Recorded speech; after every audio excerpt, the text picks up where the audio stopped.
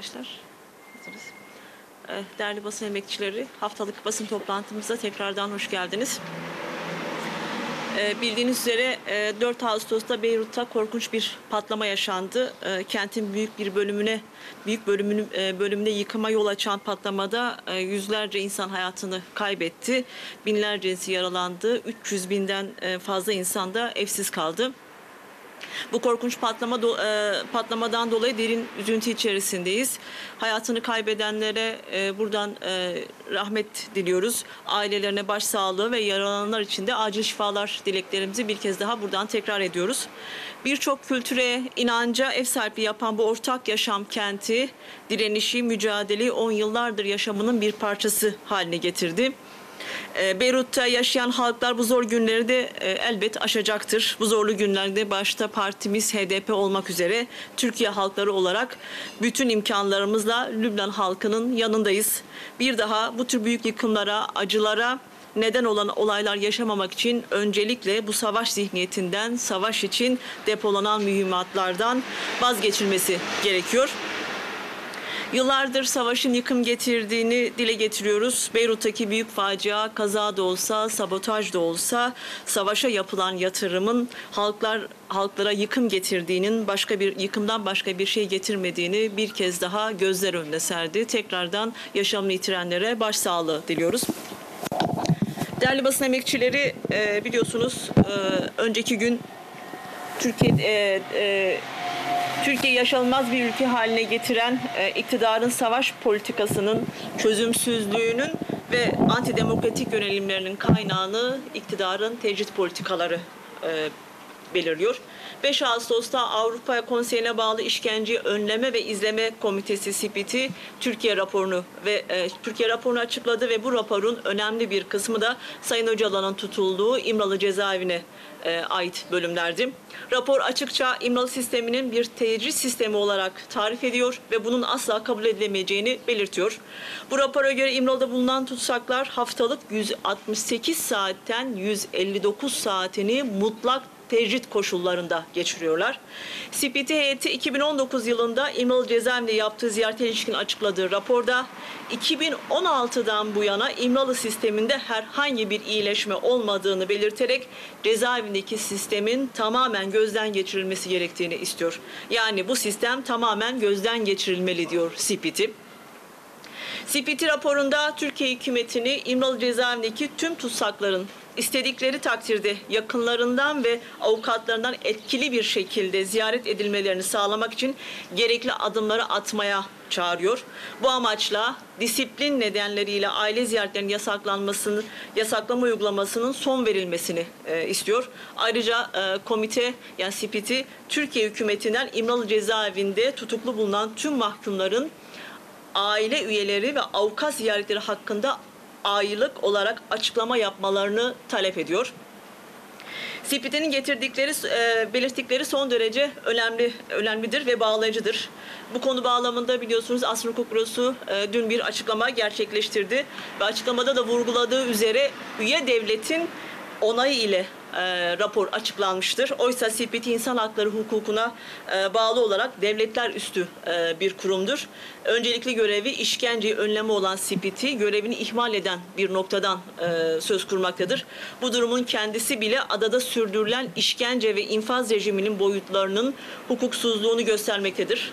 Açıklanan rapor tecrit sistemini ulusal ve uluslararası hukuku çiğneyen suç halini tarif ediyor. Altını çizerek belirtmek gerekir ki İmralı'da evrensel bir suç işleniyor ve uluslararası kurumlar maalesef sessiz kalıyor. SİPİT'i de üzerine düşeni tam olarak yerine getirmiyor. İmralı'daki tecrit ve işkence konusunda gerekli hassasiyeti yerine getirmeyen SİPİT'i yaptığı ziyaretlerin sonuçlarının da kamuoyu baskıları gelince ancak kamuoyuna açıklıyor.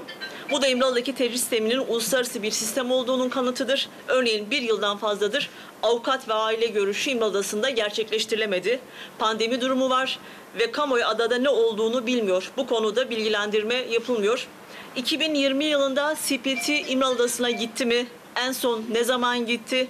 Daha da önemlisi açıkladığı bu raporun gerekliliklerini takip edecek mi? Sistem tamamen gözden geçirilmeli diyor. Peki ama sisteme dair ne yapıyor? Neyi takip edecek? Önerisi nedir? Neden üzerinde durmuyor? Tüm bunları daha çok soru işareti yaratmakla kalmıyor. Tecritin uluslararası bir karar mekanizmasına işlediğinde göstergeleri maalesef. İmralı üzerinde uygulanan tecrit kendisine has bir rejim biçimidir ve sistematik bir işkenceye dönüşmüş durumdadır. Bu yüzden de sorun bir kişinin hukuki haklarından mahrum bırakılması kadar Sayın Öcalan'ın tutsaklığından halklara acı ve gözyaşından başka bir şey sunmayan bölgenin dizayn edilme politikalarının çabasıdır. İmralı sistemi bu haliyle bütün ülkeye yayıldı. Türkiye İmralılaştı. Bugün herkesin hakkı ve hukuku tehdit altındadır. İktidarın İmralı'ya karşı takındığı tutum savaş politikası mı, barış politikası mı yürüteceğinin işareti oldu. Geçmişte barış masası İmralı'da kuruldu. Maalesef barış masasını yine iktidar İmralı Adası'nda devirdi. O günden beri de ülke nefes alamıyor. İmralı susturulmaya çalışıldıkça ülkedeki kaos artıyor, savaş lobisi yüksek perdeden tek koro halinde harekete geçiyor.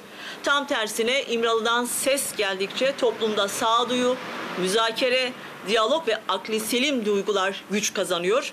Çok değil, bunu 2013 ve 2015 yıllarında hep birlikte yaşadık ve deneyimledik. Neden tecrit var diye sorduğumuzda çatışmalı süreç ve terörizm yanıtı veriyorlar. Ben de buradan sormak istiyorum. Hangi İmralı görüşmesinde Sayın Öcalan savaş çağrısı yapmıştır? Barışı kurmak için çabalamadığı tek bir görüşmesi var mıdır? Bu görüşmelerin her bir satırını Erdoğan da okudu, devlet yetkilileri de okudu. Hangisinde savaşa, çatışmaya, kavgaya çağrı vardı? Kaldı ki tecritin, hukuksuzluğun, baskıcı yöntemlerin kendisi savaşı ve çatışmayı körükleyen politikalardır. Son 5 yılda iktidar bu politikalarıyla neyi çözdü? Sayın Öcalan avukatlarıyla son yaptığı görüşmesinde de imkan verilsin, bir hafta içerisinde bu sorunu çözelim diyen, en küçük bir görüşmeyi bile barışın zemini oluşabilsin diye çabalayan bir lider. Evet, Beşir Atalay'ın ve yine devlet yetkililerin bir zaman önce dediği gibi beğenseniz de beğenmeseniz de Öcalan Kürtlerin lideri. Milyonlarca insan kendisini lider olarak görüyor ve öyle kabul ediyor. Türkiye'nin şu an içerisine düştüğü krizler kuyusundan çıkaracak olan kişinin Sayın Öcalan olduğunu bilen güçler tecritte ısrarcıdır. Tecrit kalkarsa barış ihtimalinin konuşulacağı, ona zeminin açılacağını bilen savaş baronları tecrit politikasında ısrarcı ve tecritin sona ermesini istemiyorlar. Krizler içerisinde debelenen bir ülkenin çatışmaya değil, barışmaya ihtiyacı var, sağduyuya ihtiyacı var ve bu sağduyu Sayın Öcalan'dır. Bu mesele sadece Kürt halkını da ilgilendirmiyor, bütün ülkenin her bir ferdini ilgilendiriyor. Bu ülkede hukuk yok, yasa yok, adalet hak getire, keyfiyet almış başını gidiyor. Biz bunların tamamını 21 yıldır İmralı'daki örneklerinden biliyoruz. Son 5 yılda bu politikalarla ülkenin gidebileceği yol olmadığı görüldü. Bu savaş, tecrit, hukuksuzluk ve despotik politikalarla ısrar etmek bu ülkeye yapılabilecek en büyük kötülüktür. İktidar da kendisini bu politikalarla kurtaramaz. Bu gidişata hep birlikte son verebiliriz. Bizim önerimiz ve çağrımız açıktır. Her birimizin bir diğerimizin hakkını ve hukukunu gözeterek daha özgür, daha huzurlu, daha yaşanabilir bir ülke yaratabiliriz. Bunu çözüm sürecinde deneyimledik.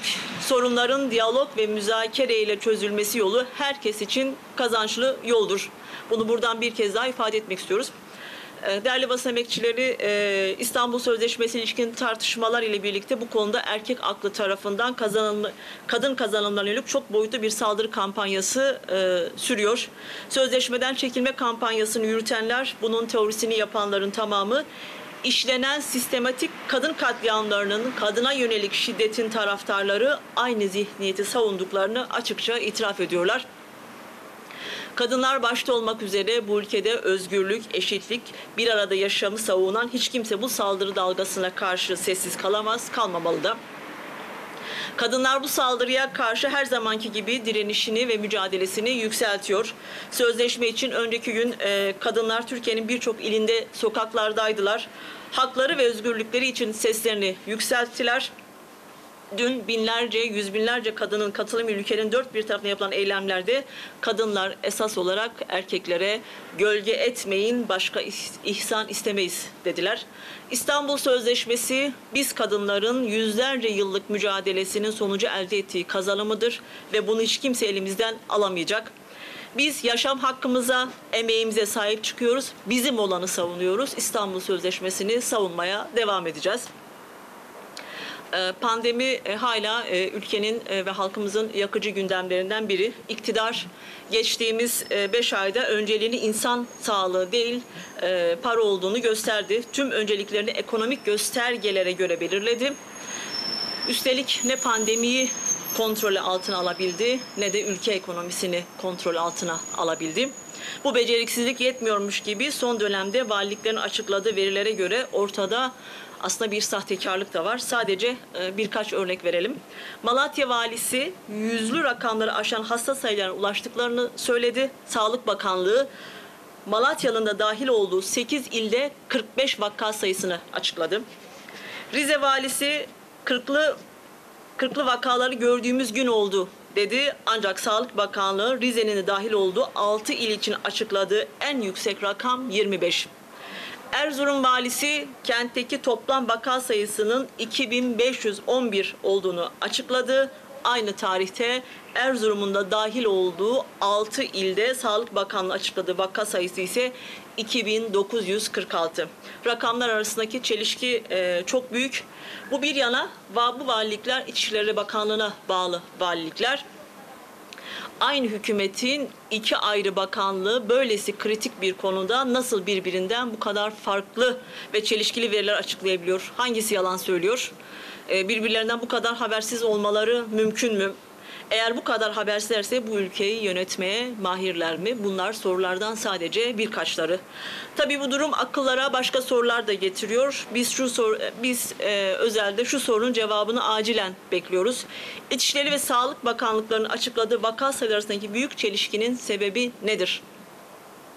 Bu soruyu sormaya hakkımız var çünkü AKP'de saray entrikaları bitmiyor. Verilerdeki büyük çelişkinin sebebi elbet ortaya çıkacaktır. Ama şu kesin ki bu iktidarın derdi asla halk sağlığı değildir. İktidar para ve koltuk peşinde sadece. Meselenin başka bir boyutu da Kürt kentlerindeki yaşananlardır. Kürt kentlerinde kontrol yok. Halk kendi haline terk edilmiş durumda. Ne vaka sayısı tespit ediliyor ne de tedavi var. Bütün Kürt illeri kendi kaderine terk edildi. Kendi koltuklarının derdine düşen bakanlar bilinçli olarak Kürtleri ölüme terk ediyor. Salgının ilk günlerinden beri iktidara seslenen, ortak çalışma çağrısı yapan TTB'nin çabası olmasa Kürt illerinde ne yaşandığından kimsenin haberi olmayacak. Ama durum buradan gözüktüğünden çok daha vahim düzeyde. Kürtleri bir kez daha ölüme terk eden zihniyetle daha fazla devam edemeyiz. Halkımız iktidarın aldığını iddia ettiği tedbirlere itibar etmemeli. Gereken tüm tedbirlerini kendisi almalıdır ve tabii dayanışmayı ihmal etmeyerek partimiz bu yöndeki çalışmalarına hız kesmeden devam edecektir. Bu pandemi tedbirlerini gevşetmeye ve halkı savunmasız bırakmanın gerekçesi yaptıkları ekonomide tepetaklak. Döviz kuru aldı başını gidiyor. Dolar 7.5 TL'ye tırmanırken Euro 8.5 TL'yi geride bıraktı. Altındaki rekorların çetelesini tutmak bile neredeyse artık imkansız hale geldi. Muhtemelen bu hareketlilikle yine yandaşlar bir gecede milyoner yapıldı. Olan yine ülke ekonomisine oldu. Her geçen gün daha fazla borçlanan, alım gücü düşen, emeği değersiz hale gelen bir ülke yarattılar. Enflasyon tartışmalı TÜİK verilerine göre bile %12'lerde insanların alım gücü düştü. Oysa Erdoğan 24 Haziran 2018 seçimlerinde verin kardeşinize yetkiyi, faizle, ekonomiyle nasıl uğraşılırmış göreceksiniz demişti. Hamasetle halka aldattılar. Sonuç ortada. Biz o zaman da yeni sistemin Türkiye'yi uçuruma sürüklediğini söylemiştik. Geçen 2 yıllık süreçte kuvvetler ayrılığı paramparça edildiği gibi kurumlarda çökertildi. İçinden geçtiğimiz krizin de bir diğer sebebi de budur. Bu krizin üstüne bir de tek adamın ve onun yetki verdiği damadın ekonomi yönetiminde eklenince korkunç verilerin geleceği, korkunç günlerin geleceği aşikar. Zenginler daha zenginleşirken yoksullar daha da yoksullaşıyor. Küresel krize kötü ekonomi yönetiminde eklenince ülkemizde ortaya çıkan manzara ortada. Krizden çıkış yolunu biz geçtiğimiz günlerde sunduğumuz halk için bütçe kanun teklifimizde açıkça yazdık ve bunu önerdik. Halk için bütçe çıkmadan hakça, adil vergi ve adaletli dağıtım olmadan krizden çıkmanın yolu imkanı olmayacaktır. Kurumlar yeniden özelliklere kavuşmalı. Geçtiğimiz gün Anayasa Mahkemesi bir karar verdi biliyorsunuz. Buna göre bütçeyi yapan Strateji ve Bütçe Başkanlığı, İletişim Başkanlığı gibi 4 kurumun anayasaya aykırı olarak kuruldukları, kanunla kurulması gereken kurumların Cumhurbaşkanlığı kararnameleriyle kurulamayacağına karar verdi. Anayasal olarak hükümsüz olan bir kurumun 2 yıldır bütçesiyle yönetiliyoruz. İşte kurumun bütçesi krizin asıl nedenidir. Bu yüzden sarayın bütçesi dedik. Şimdi sormak istiyoruz. Toplumu bu kadar rahatsız eden, iflas getiren, ocak söndüren, doların bu yükselişine var mı bir diyecekleri bir şey var mı? Ezan, bayrak, vatan hamaseti yapmadan kullanabilecekleri bir cümle var mıdır? Yok. Çünkü zenginleşiyorlar ama halk umurlarında dahi değil. Meclis bu durum nedeniyle acilen toplanmalı ve krize yol açan tüm sorunların çözülmesi temelinde görüşmeler yapmalıdır. İsraf ekonomisine son verilmesi, demokrasinin tam uygulanması gerekiyor. Kürt sorunu çözülmeden, kutuplaşmalar, kamplaşmalar sona erdirilmeden ekonomik istikrar hiçbir zaman mümkün olmayacaktır. Ketkaren çapameni ez duhazım jibo çapameniya kurji, kurt kurmanji dahuyani duvara bikim. Çari tebaxi li Beyrûdê teqînek qewmî û gelek derên bajer mixabin hilweşiya. Bi sedan kesan jiyana xwe jî destan û bi hezaran kes jî birîndar bûn û bêmal man. Em ji ber bi felaketê gelek xemgînin rehma Xwedê ji li miriyan be em sersaxiya ji malbatên ra dixwazin û şîfayê xêr li birîndar be. Beyrut gelek çandan û baweriyan di hundirê xwe de dihewîne.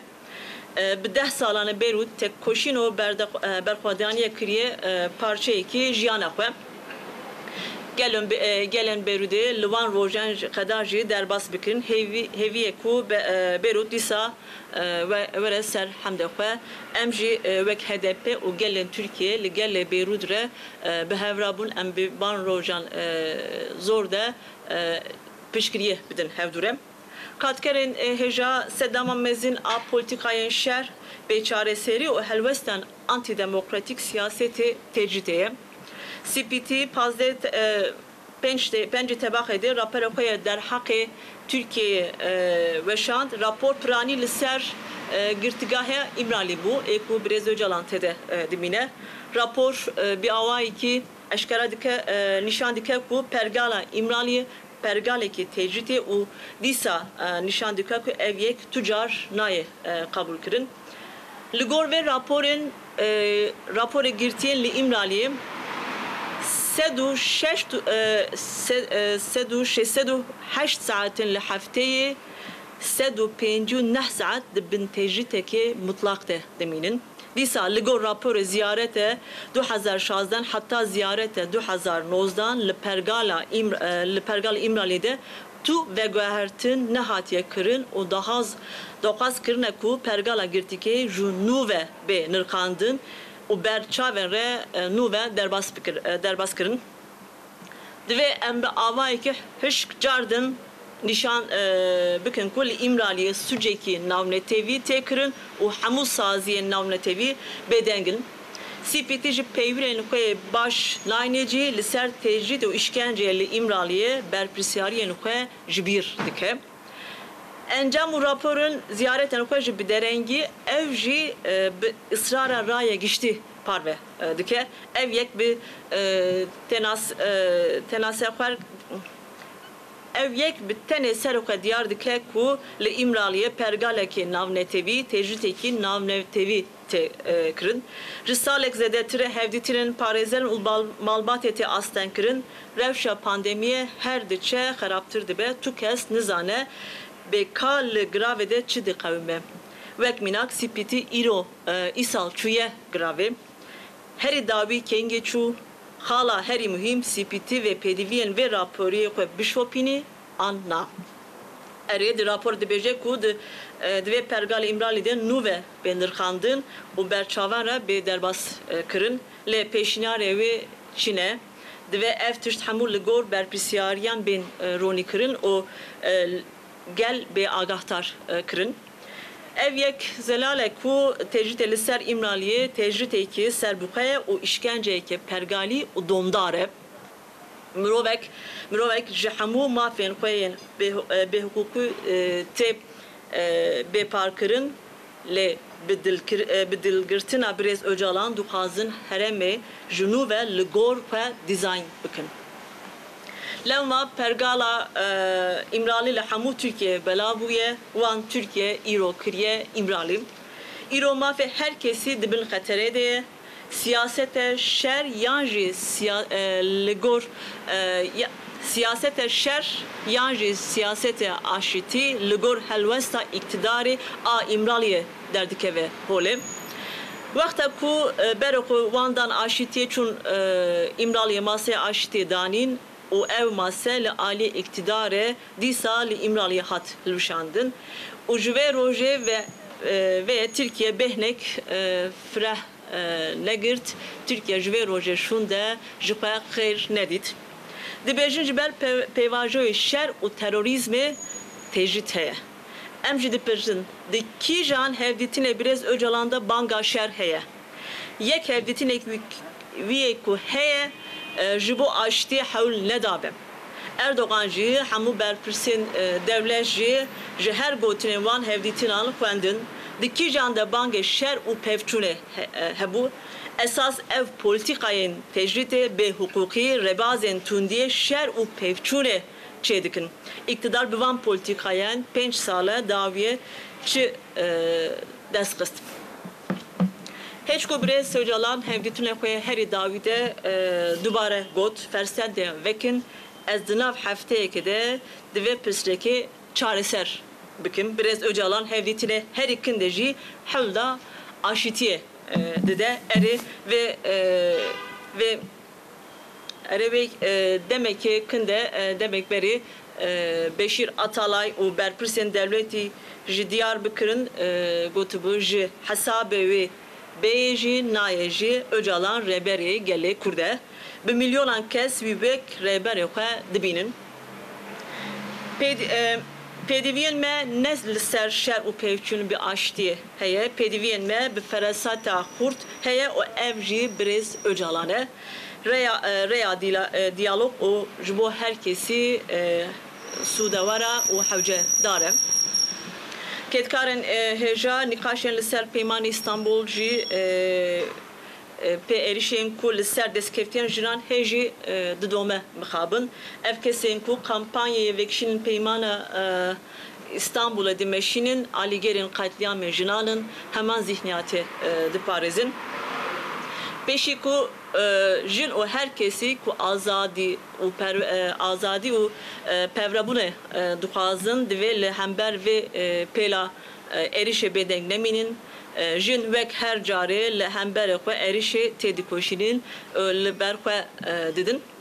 Bila bêzanîn ku Peymana İstanbul ji bo me jinan destkeftiya têkoşîna sed salan e û tu kes nikarî ji destê me bistîne. Em xwedî li mafê xwe, xwedî jiyana xwe, xwedî kedê xwe derdikevin, em a xwe diparêzin. İktidar ev penç mehendavi de ispat kırkı jibo tenduristiya murovan ne mühime jibovan heri mühim heri mühim pereye lebele ne kari pandemi kontrol bikra ne ji ekonomi kontrol bikar ekonomici kontrol bikra evbe nebes bu ligordanil kualitiyan wan deman daviye de veşandın lehole sahtekârek jî heye ev demin em çen milaken bijin aliye hejmarên ku valilikên dibêjin hejmarên ku ji wezaretê tenduristiyê dibêje li wan navbera de nakokiyek hele ev nakokî pir zêde tê famkirin ku wezareta tenduristiye qet ne durust e pirs gelekîn li em hewbekê bipirsin ji marê wezareta karî hundirîn yan jî hejmarê wezareta tenduristiyê dimeşînin kîjan rast e em bana li wir dixwazin bipirsin nakokî çi ye ez ji bo hatina wê jî spas dikim Türkçe'de söyleyeyim. Açıklamamız bitmiştir soru olmazsa.